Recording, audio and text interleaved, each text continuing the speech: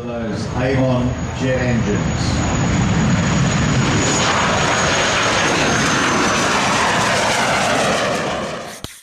Hello and welcome to another DWC review, and this one's a quite controversial one.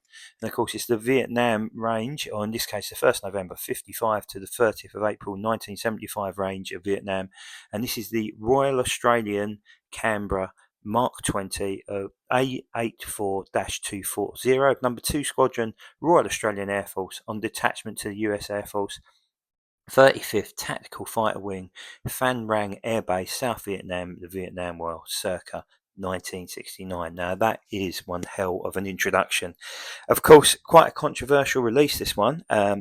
Released at RAAF to quite aplomb, but then didn't quite hit the mark. So I bought this from Chester Model Centre, as those who would have watched the review had seen.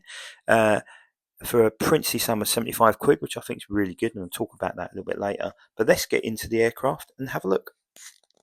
So this was released at RAAF, I believe, in 2023, might be 2024, and it was released to great aplomb, an aircraft that many Australian collectors have been wanting for years and years and years.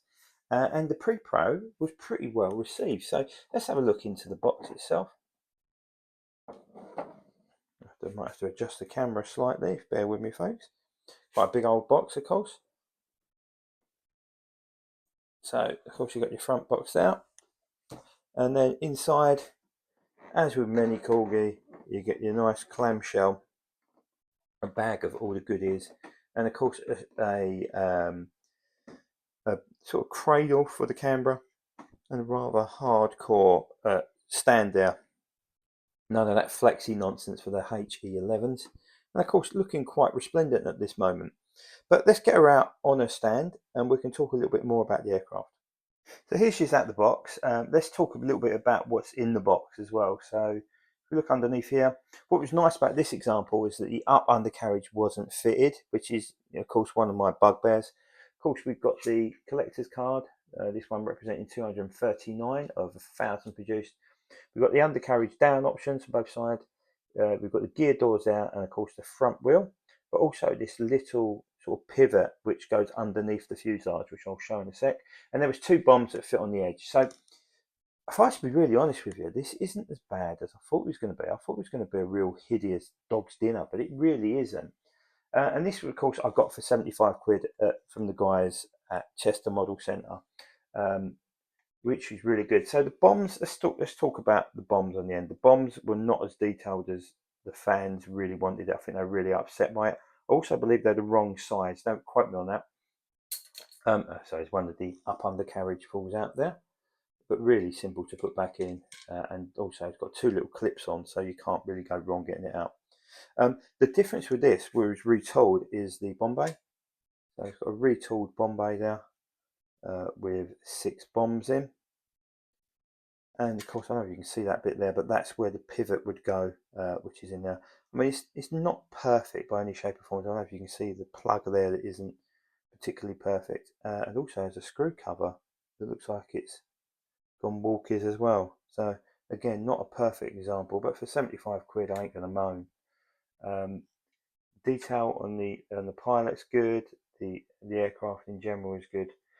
So the other real bugbear for the Aussies, of course, was the green. So if you look at it now, it looks very appley, and the pre-pro was the correct colour green. So for anybody who's seen Australian Canberra, I mean, the argument would be potentially that this is an aged green in warfare and it would fade, but would it fade like that? I probably don't think, probably even lighter. It looks more like a hempy sort of colour.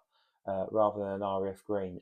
So that the one at Temora is a much darker colour if you look in comparison, but it's not really that bad. It's not as bad as I thought it was going to be. But of course, if you're Australian, you've been waiting for this for years, you want it perfect. And I think the RAAF example was perfect. And there was some conversation as to say there was a Canberra specialist attached to Corgi for this project, and he got it wrong. It must have been an RAAF Canberra specialist, because I think the Australian ones differed in a number of different ways. And again, I'm not a specialist on this, despite being the son of somebody who worked on Canberras and an aircraft that's very close to my heart. One thing I would say is if this retailed at £84.99, how on earth has it gone up to 170 quid with the next release, the Silver Suez one? I've literally no idea. So, and yeah, let's get on our wheels and we'll talk a little bit more about the history of this particular aircraft. The history is on our undercarriage, pretty seamless getting the undercarriage in, but 100% the tail sitter, and I can't remember for the life of me if the rest of the Canberras were tail sitters. So please comment on this video if you know they are. I don't remember them being like that, so I don't know if it's something from the mod on the undercarriage, but sorry, on the Bombay, but we shall see. So a little bit of history around the aircraft. So during the Vietnam War, 8 Royal Australian Air Force Canberras from No. 2 Squadron operated under a memorandum of understanding between the Royal Australian Air Force and the USAF, operating from Phan Rang Air Base in central South Vietnam, attached for the duration to the 35th Tactical Fighter Wing of the United States Air Force. These aircraft would provide crucial additional strike support for US units and were requested because of the aircraft's endurance, bombing accuracy, and ability to operate below the notoriously low cloud bases which often affected this region. So the first Royal Australian Air Force Canberra arrived at Phan Rang on the 16th of April 1967, having made the 2-hour transit flight from its base at Butterworth in Malaysia, and the 8 allocated aircraft would go on to serve with distinction during a 4-year period operating in support of the Vietnam War. With both Royal Australian Air Force and ground crews operating at the maximum efficiency, the Aussie Canberras posted an impressive serviceability rate of 97%. Well, it's made in Britain, of course. But perhaps even more impressive than this, despite only flying 6% of the US Air Force 35th TFW's Operation Sorties during the conflict, they managed to inflict 16% of the damage inflicted. That's a strange percentage and stat there.